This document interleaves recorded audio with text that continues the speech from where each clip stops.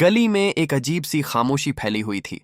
हवा भी जैसे अपनी रफ्तार रोक कर खड़ी थी, क्योंकि आज गंगा माई की बेटियां एक ऐसा फैसला लेने वाली थीं जो पूरे मोहल्ले की दिशा बदल सकता था। स्नेहा के चेहरे पर गुस्से और दर्द का मिला जुला तूफान साफ दिख रहा था। उसकी आंखों में वो आग थी जो किसी भी छल कपट को पल भर में जलाकर राख कर दे। और तभी मनोहर शर्मा के घर के सामने अचानक से सन्नाटा टूटता है। दरवाजा जोर से खुलता है और अंदर आती है स्नेहा, हाथ में पेपर्स, आंखों में तूफान। बहुत तमाशा कर लिया आपने, अब तैयारी कर लीजिए जेल जाने की। उसकी आवाज इतनी ठंडी, इतनी खतरनाक थी कि सामने खड़े मनोहर की सांस अटक गई। लेकिन मनोहर भी पीछे हटने वालों में से नहीं था। वह ताना मारते हुए बोला, तुम क्या कर लोगी? कानूनी तरीके से लड़ेंगे? चाहो कर लो कोशिश, हमें कोई फर्क नहीं पड़ता। स्नेहा ने पेपर्स उसके चेहरे पर फेंके। फर्क तो पड़ेगा, क्योंकि ये खेल खत्म नहीं हुआ है, अभी तो शुरू हुआ है।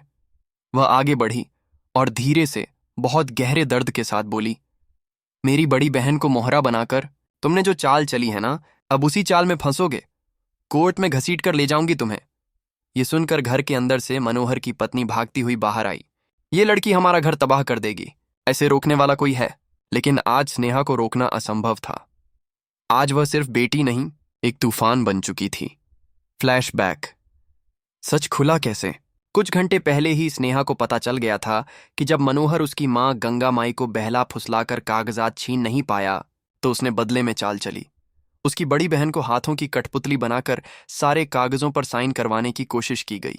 वहीं एक धुंधला सा फ्लैश आता है। बड़ी बहन के कांपते हाथों की झलक, मनोहर के दबाव भरे शब्द और कागजों पर साइन करवाने की कोशिश। स्नेहा की मुट्ठियां भींच गई थीं। मेरे परिवार को तोड़ने का खेल खेल रहे थे आप? फिर अब कहानी पलटने वाली है। स्नेहा ने मनोहर के सामने साफ कहा, अब मैं तुम्हें सबक सिखाऊंगी, कोर्ट में ले जाऊंगी और जेल भेजकर रहूंगी। लेकिन असली जंग अभी शुरू होनी थी।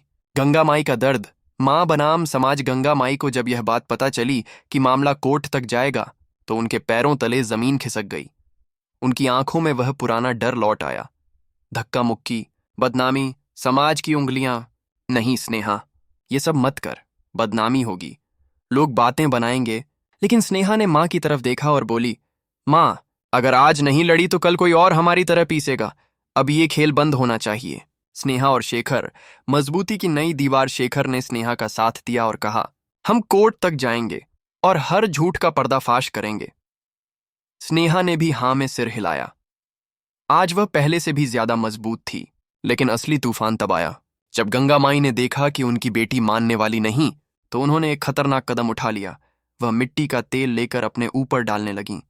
उनकी आवाज कांप रही थी, अगर तू कोर्ट जाएगी तो मैं अपने आप को आग लगा दूंगी। पूरा घर दहल उठा।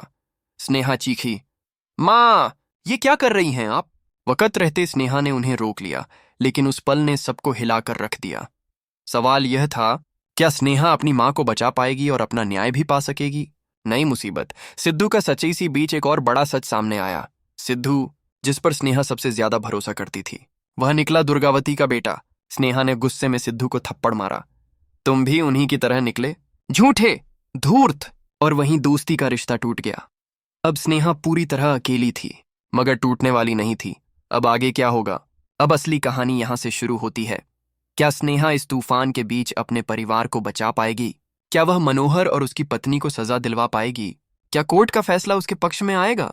और सबसे बड़ा सवाल, क्या गंगा माई फिर से अपनी बेटी का साथ दे पाएंगी? ये प्रोमो सच में धमाकेदार है।